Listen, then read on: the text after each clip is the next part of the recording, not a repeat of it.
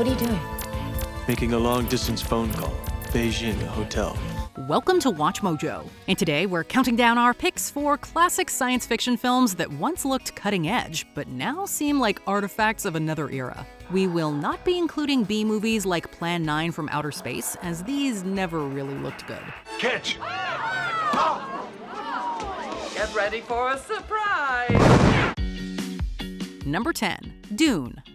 It is the legend. Watch Denis Villeneuve's epic two-parter and then go watch David Lynch's misguided attempt and see how far filmmaking has come in 40 years. In the 2 standard years that followed, Muad'Dib and the Fremen brought spice production to a standstill. The first Dune was not received well, with Roger Ebert even calling it the worst movie of 1984. But some critics took note of its unique production design and impressive special effects. There, Arrakis. Spice mining. Carryalls lower the harvester to the sand and lift it off to safety when a worm attacks. Admitting that, if nothing else, the movie certainly looked good. Still. Well, we can't say the same today, especially coming off Villeneuve's Oscar-winning masterwork. I've seen your dream.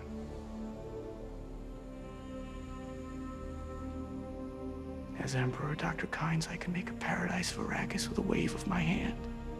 The costumes are bizarre, the body shields look ridiculous, rooms are obvious sets, and of course, the big set pieces like the sandworms just do not work anymore.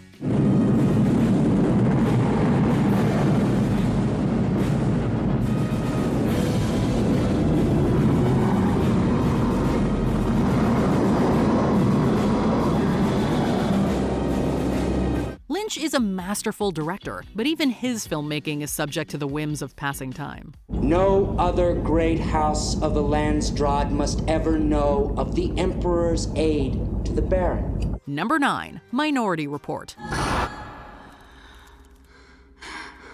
They're inside. Who?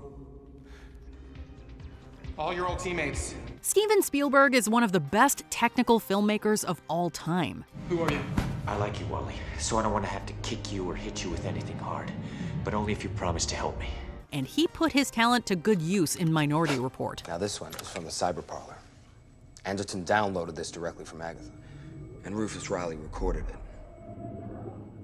Often heralded as a sci-fi classic, the film is praised for its ambitious storytelling and dense themes. And yes, it once looked absolutely fantastic. Well, let's just say that CGI has come a long way since 2002. Some scenes still look great, whereas others are clearly a product of the early 21st century. And we are now in position and ready to begin thermal scan on all residences on North Powell. Like video gamey cityscapes and ugly CG cars. Furthermore, the entire movie is imbued with this type of glowy, blown-out look that Spielberg favored in the early 2000s, making it a strong product of its time. Still a great movie, though. That was a rough landing. Yeah. You have to work on that. Number 8, Runaway. Dispatch, this is Runaway 2, Runaway 2! We return to 1984 for this sci-fi movie written and directed by famous author Michael Crichton. Sergeant Ramsey, what is your next move now? I really can't say. It looks as if you are going into the house after the robot. Is that right? Miss Shields, you're broadcasting on an electromagnetic frequency that the robot reads. Let's just say Runaway is no Jurassic Park. Come on, kid. The film takes place in the then future of 1991, with Tom Selleck's Jack Ramsey tracking down malfunctioning robots called Runaways. This is one of those movies where the future looks exactly like the present, only with slight modifications. Because I'm calling from a mobile phone. Now you're looking around. Now you're cupping your hand over the receiver. He's tapped into the closed-circuit TV. Kill that monitor! I can't hear what you're saying now, but you're right. I've tapped into the TV line. That is to say, this movie's version of the future looks an awful lot like 1984, only with cheap, futuristic props, weird costumes, and slightly modified pieces of 80s tech. You have different eyes. Is that him? Face was narrower, and the eyes were squintier. More like that. Pretty close. They certainly tried, but this isn't one of the better sci-fi futures we've seen. I can't have any witnesses. It's too messy. The spiders have been programmed to kill the first person that comes out of the elevator. Oh, they'll let you in, but they won't let you out. Number 7, Johnny Mnemonic. When it comes to Keanu Reeves movies, this has to be one of the most forgettable. Double cheese anchovies? You are Mr. Smith. Taking place in a dystopian 2021, the movie is based on William Gibson's short story of the same name. The problem with predicting 2021 in 1995 is that when 2021 eventually rolled around, the movie was gonna look really, really goofy. Get off my board! And unfortunately, it does. The technology throughout the film looks ridiculous. This is where we fight back. The things that were cutting edge in the early 90s are still depicted as being cutting edge in 2021, including the use of bulletin board style messaging systems. That was outdated even when the movie came out in 1995. And that's to say nothing of the shoddy CGI that reeks of the early 90s.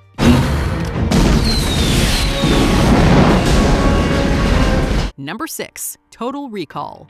Maybe we should take a trip. Any comments, sir, on the rumor that you've closed the pyramid mine because you found alien artifacts inside? There's a lot better places than Mars. Despite being a masterpiece of science fiction, there's no denying that Total Recall is starting to show its age. You are not you. You're me. No shit. The sets and props look a little artificial by today's standards, and as iconic as it is, Cohagen's death looks really silly, with his bulging prop head appearing especially dated. And speaking of that, the fake Schwarzenegger head during the famous 2-week sequence is all too obvious. Like many movies on this list, Total Recall uses 80s tech to depict the distant future, making this version of 2084 look awfully old-fashioned. Well, this is the end of the line. We better walk from here. I'll show you the way. Do you want to know the future?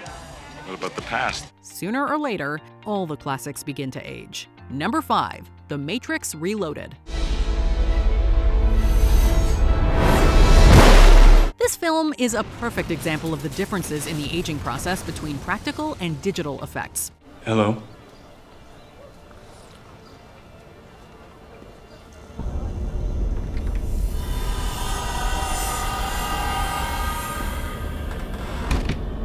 You seek the Oracle. Who are you? The freeway chase, which was largely done with practical work, still looks magnificent. Meanwhile, the Burly Brawl, a CG extravaganza featuring Neo and hundreds of Smiths, is a total mess. The fight took 1 month to film and cost $40 million, and we wish the results were better than they were. The Burly Brawl is notorious for having outdated visual effects, with Neo appearing especially video gamey. The way he looks, the way he moves, the way the Smiths have no weight to them, it's all way too artificial, and not in a cool, we're living in the Matrix kind of way. Why am I here? Your life is the sum of a remainder of an unbalanced equation inherent to the programming of the Matrix. You are the eventuality of an anomaly which, despite my sincerest efforts, I have been unable to eliminate from what is otherwise a harmony. Number 4, The Lawnmower Man. Warning. Endocrine, adrenal, increasing to fatal level. System shut down. CGI was relatively new in 1992, and it was put to groundbreaking use in Brett Leonard's The Lawnmower Man. The climax of this film takes place in a computer mainframe, with pixelated avatars fighting in a digital space. This space is done entirely through CGI, and, well, it looks genuinely awful today. What are you hiding?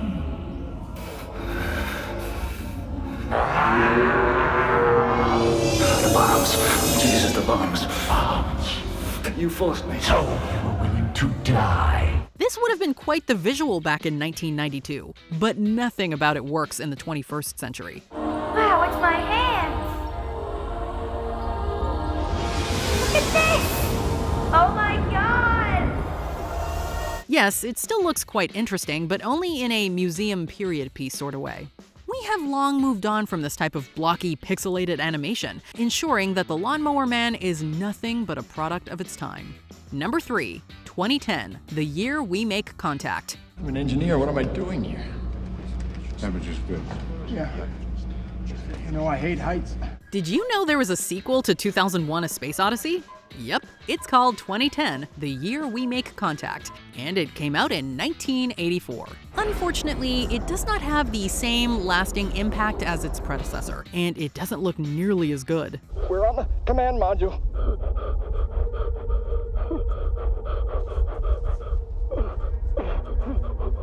I can't breathe. He's hyperventilating. I can't breathe. Whereas 2001 is seemingly timeless, 2010 falls into the same trap that plagues many movies on this list, that of the 1980s future. Atari-like graphics and ancient CRT monitors instantly date the film. They can't stay exposed to that radiation for more than 15 minutes. How's his pulse? It's high. Not to worry too much. And certain visual effects look more than a little shoddy today. The idea of these futuristic spaceships running on 80s tech is just hilarious, and it doesn't work for many films, 2010 included. There is life out there. Someday, the children of the new sun will meet the children of the old. Number 2, War Games. Please list primary targets. Who should we nuke first? Let's see. How about Las Vegas? John Badham's techno thriller was utterly groundbreaking in 1983. You like to see some projected kill ratios?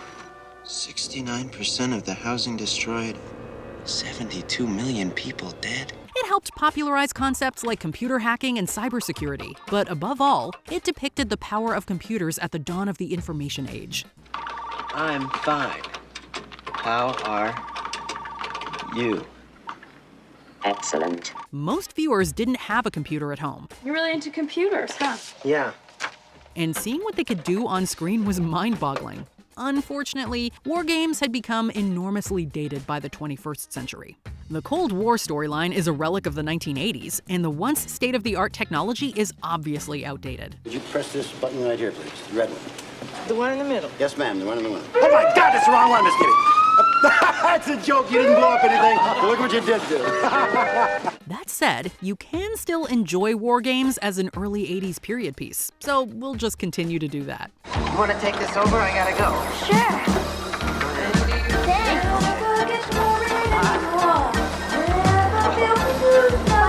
Bye. Before we continue, be sure to subscribe to our channel and ring the bell to get notified about our latest videos. You have the option to be notified for occasional videos or all of them. If you're on your phone, make sure you go into your settings and switch on notifications. Number 1, Back to the Future Part 2. I gotta check this out, Doc. Arguably one of the best sequels of all time, Back to the Future Part 2 nailed many aspects of the future, even though director Robert Zemeckis wasn't intentionally trying to predict 2015. Unfortunately, a lot of it looks really silly these days.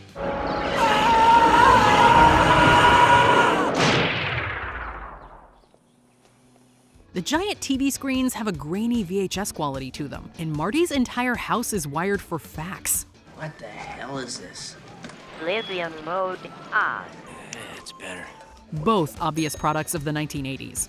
And then there's the visual effects that have aged considerably, like the flying freeway sequence and the poor compositing used when actors are sharing the screen with themselves. Thanks. Nice talking to you. Maybe we'll bump into each other sometime again in the future. Past Biff tossing the almanac at future Biff looks especially bad, a fact that even Zemeckis agrees with. Get out of here.